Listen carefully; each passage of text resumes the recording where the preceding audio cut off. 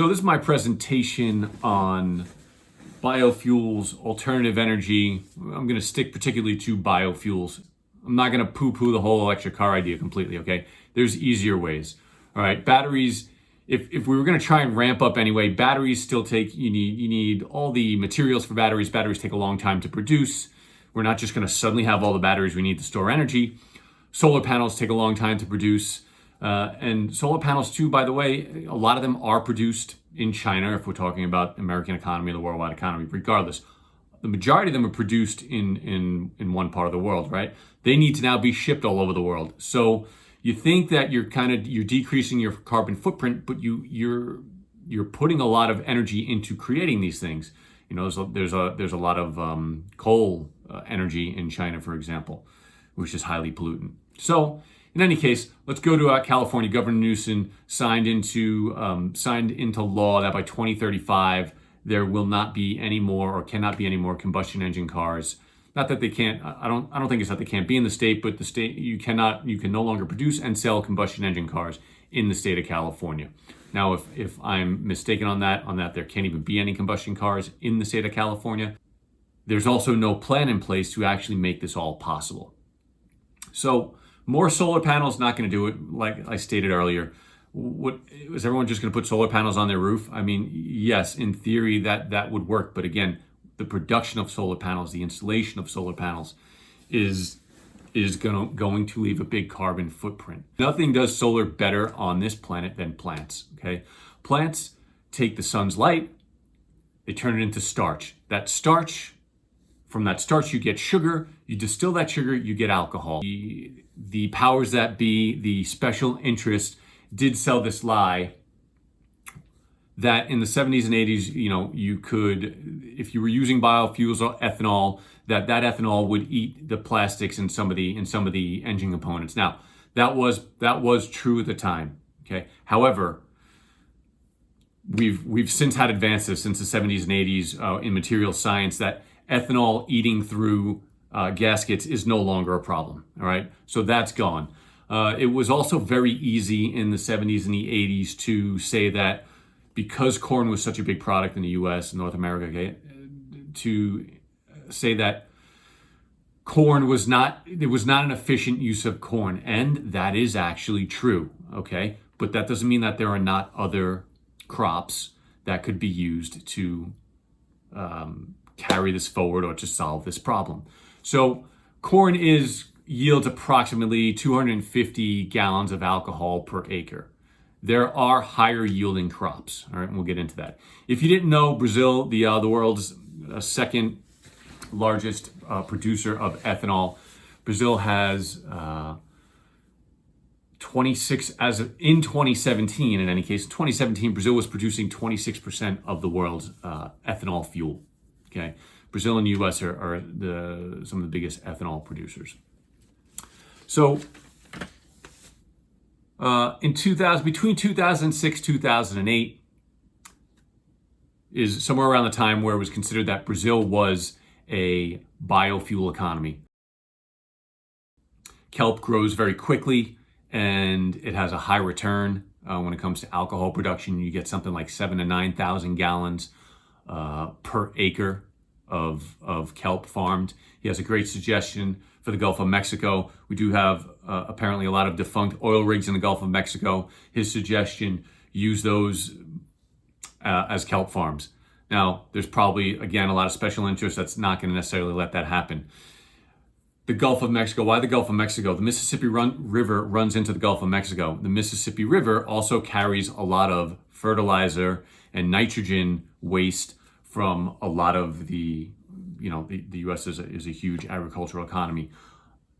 All down the Mississippi River, you have all these fertilizers and byproducts from farming and conventional farming running into the Mississippi River, running into the Gulf of Mexico, and we have dead zones. Not a lot of oxygen for miles and miles in the Gulf of Mexico.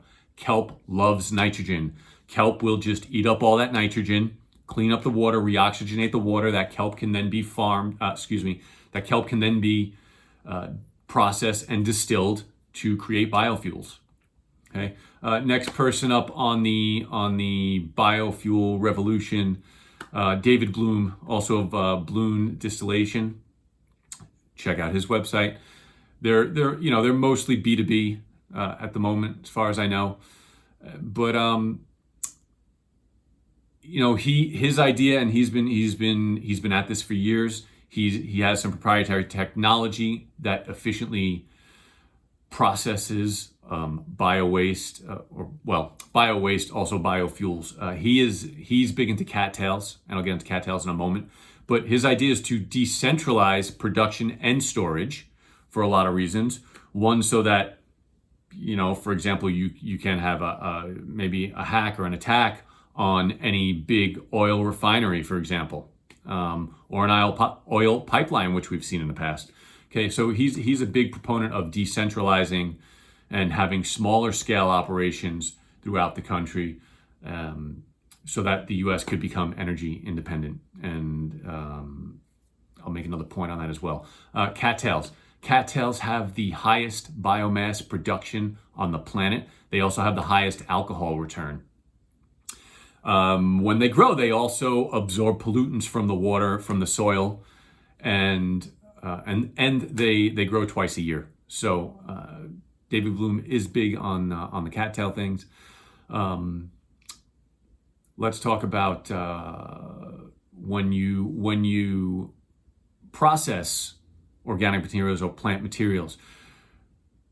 You're removing the sugar. The sugar is the only thing you remove from that biomass, and the rest is the waste product. Is not actually waste. The byproduct, let's call it a byproduct. Okay, the byproduct is there's nitrogen, there's phosphorus, there's potassium, all in that byproduct. So 90% of that mass doesn't get wasted. It's actually a fertilizer. Now, if you're processing with water, you'll have a liquid fertilizer. You'll have a dealcoholized liquid fertilizer that farmers can, if they want to have their own systems, you could actually, on your farm, you could have a distiller, you could be distilling your own biofuels on your farm, for example, and your byproduct then goes to fertilize your crops, or you take the water out, you turn it into a powder, and becomes much more transportable and weighs a lot less. So you get a big output for your input when it comes to biofuels. And fertilizer right now for a lot of farmers and conventional farmers is 31% of their cost. So to be able to make a fuel, then have a byproduct that's a fertilizer, you're creating a regenerative system. Okay. Organic waste in landfills. A lot of organic waste goes to landfills. You may or may not know. Okay, if you throw your banana peel in the garbage, where's it going? It's going to a landfill. Okay, organic waste in landfills just becomes methane emitting. Okay, and methane is a problem in again, as you may know at this point in time. Okay, cow farts, methane. So instead, you can distill food waste. Again, just like you can distill plants, you can distill food waste.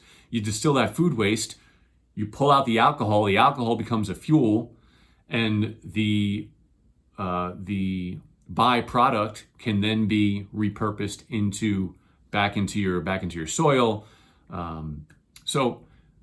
Next thing I want to touch on is the ratio of when you're producing fossil fuels. There's a 20-to-1 ratio of water to gas, for example, when you're in gas production, in gas for combustion engines. Excuse me, it's escaping me at the moment, and I'm doing this in one take, so run with me. All right, you have a 20-to-1 water to waste, and that water waste that you have is polluted water after you've produced your gasoline. Okay, alcohol, you have a 3-to-1 water to byproduct, and that liquid byproduct of alcohol, as I've already shared with you, and you can read into and look into, will become a fertilizer, will become something that can go back into your circle, okay, back into your regenerative system. All right. The technology has been around for a long time, very long time. In fact, the German armed forces were part of the reason the U.S. had so much trouble, or the war was one of the problems that was difficult about defeating the German armed forces was they did not have, with the exception of the Rommel tanks, and I think they said the staff cars, those were the only two things running on fossil fuels. Everything else was running on alcohol. The whole rest of the system was running on alcohol, and they did not have a centralized production for the alcohol. It was spread out. So it's not like the US could just go bomb one or two oil refineries in Germany at the time. So the Nuremberg Accords after the war actually cut Germany off for 50 years from alcohol production. I'm going to start to kind of wrap this up with David Bloom. David Bloom and how this all, because this is my permaculture presentation, David Bloom has a place called Whiskey Hill Farms. And in Whiskey Hill Farms, he has permaculture applications. So CO2, for example, from the distilling process. CO2 feeds into the greenhouses. Greenhouses, clearly plants in the greenhouses are taking in that CO2 and processing that CO2. Hot water from the distillery process or from compost piles runs through piping that is running under beds where other plants and plants are growing. So keeping those beds warm, for example, like in the winter, if necessary. Wastewater from any of their processes can either go into, for example, can go into marshes where cattails will feed off of that wastewater. Cattails will grow, and then those cattails will then be processed into biofuels. Wastewater also goes into methane digesters, and natural gas comes out the other side, and that natural gas is then used to power the distilleries. Water into the marsh, I already mentioned. And to wrap it up, let's talk about California Bill 1373. Counties, this was signed into law, that counties can no longer dump organic waste into landfills. So clearly, these counties are going to have to find a way to deal with their organic matter.